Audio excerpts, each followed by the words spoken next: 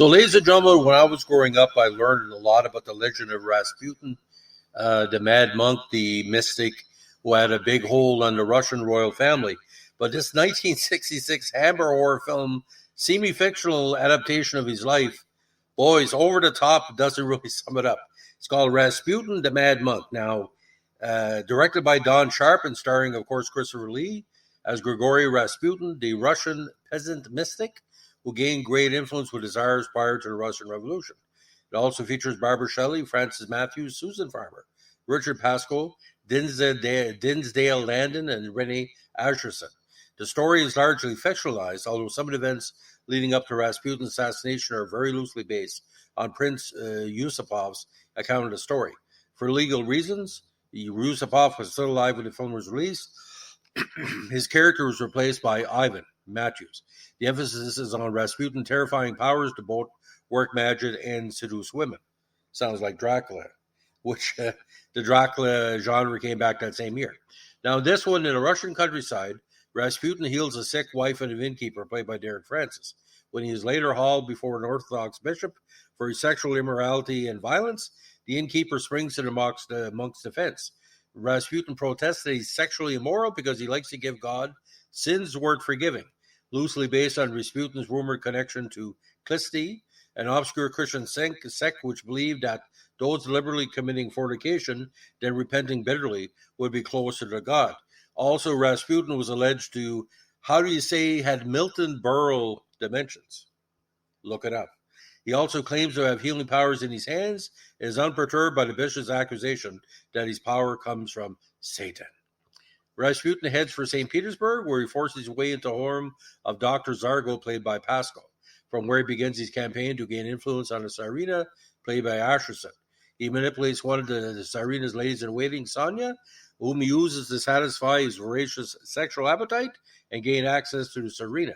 He places her in a trance and commands her to cause an apparent accident that will injure the Tsar's young heir Alexei, so that Rasputin can be called to court to heal him.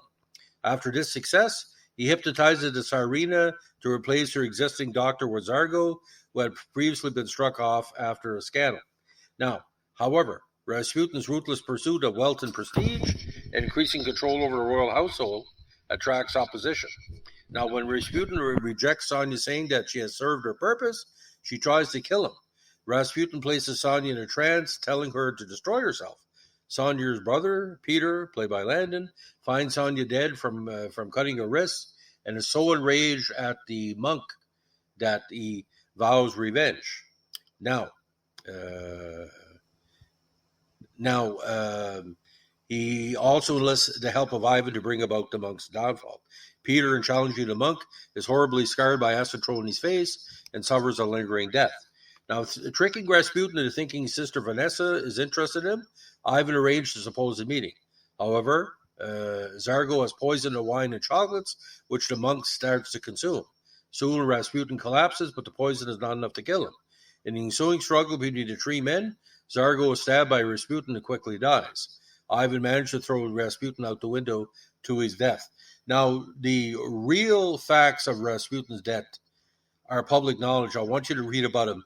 And, it's a little bit of this, but there's no way in the world that you could really show what happened to Rasputin in a nonfiction genre, because it's just so over the top, unbelievably strange. Now, this movie, quite interesting, was released by Warner Pathé internationally and also by Seven Arts as a co-producer. 91 minutes. And get this movie I saw when I was 6 years old. I thought it was a multi-million-dollar movie. Cost £100,000, ladies and gentlemen. So cinematography was helped by Michael Reed, with Don Banks doing the music. Now, this movie was filmed back-to-back in 1965 with Dracula, Prince of Darkness, which we've covered on the channel here, using the same sets at Hammersbury Studios. Lee, Matthew, Shelley, and Farmer appeared in both films. In some markets, it was released on a double feature with The Reptile. Not a very good movie, by the way. It was a third collaboration between Lee and Don Sharp, following the Devil Ship Pirates in the face of Fu Manchu. Lee later said the only way he can present him is the way he was historically described. He was a teacher and a drunk, and definitely had healing powers. So he's a saint and a sinner. There were very few good sides to him, but Rasputin is one of the best things I've ever done.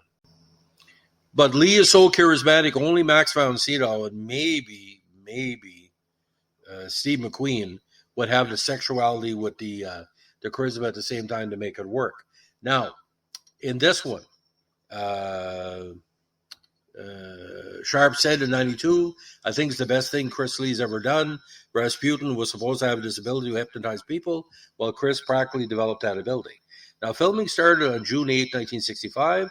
Sharp says the budget was cut during filming, causing the loss of several key scenes. He also claimed Yusupov's lawyers threatened Hammer shortly before filming was to commence, necessitating last-minute rewriting of the script. Filming occurred at Bray Studios in Berkshire.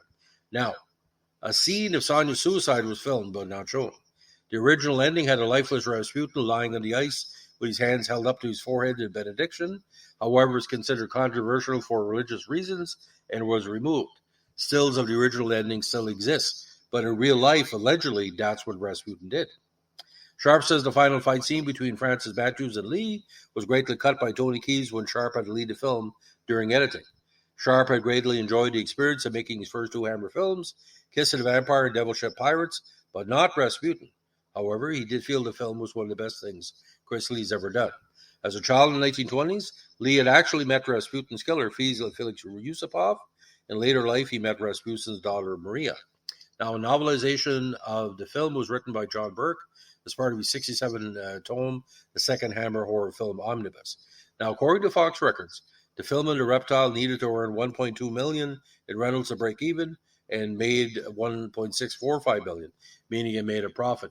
But you rarely see this movie on TV in 2023. It's so over the top because the real life Rasputin, and don't forget in the 70s, people became more enamored of him because of the Boney M song. Ra, ra, Rasputin, lover of the Russian queen. It's the only murder disco song that was pretty well not taken from fiction. Real life. The way that Rasputin was murdered, dismemberment, really, attacks, stabbings, drownings, all kind of different stuff. You couldn't kill the guy, but allegedly his Milton Berle was cut off, and all else is in the history. I'm not going to give you all the gory details. You'll have to read it for yourself. According to published reports, it was really bad. He didn't die right away, is what we're saying. Hard to kill. So, ladies and gentlemen, if you like Christopher Lee, if you like his performance of Rasputin, if you liked his channel, give us a like, comment, subscribe, or share. And don't forget, we are turning this channel into my interpretation of the Hammer movies. There's no video clips here. There's no audio clips because we don't have permission. Some people have been going on the channel giving me down votes because I'm not breaking the law. I'm not here to break the law. I am here to provide you with people that love the Hammer movies, my interpretation of it.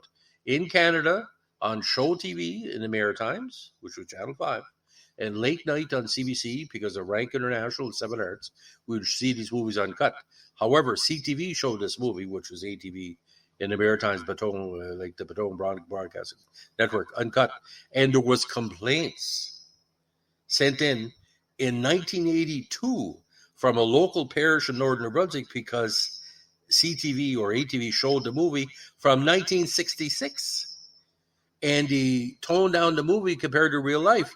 And some of the parishioners knew about real life, and they were saying, well, it didn't tell the whole story. Everybody knew the story of Rasputin growing up because we would get history on the Russian, like the pre-World War I and the Russian Revolution of the 1917 and stuff like that. Rasputin, again, a lot of people were sexually turned on by him too, because, you know, a lot of men want to hypnotize women, and Rasputin had all the equipment, if you know what I'm saying. So, ladies and gentlemen, again, if you like what you're doing, don't forget shares are very important as well. If you like it, put it on your Facebook or whatever it is. We are nearing 950,000 hits on the channel. It doesn't seem much, but we get no direct promotion. YouTube doesn't really promote our channel like it should. It's an historical channel made for you guys. So if you have any requests, let us know what you like. And all requests are highly considered, and all requests are highly appreciated. Thanks for listening. Peace and love.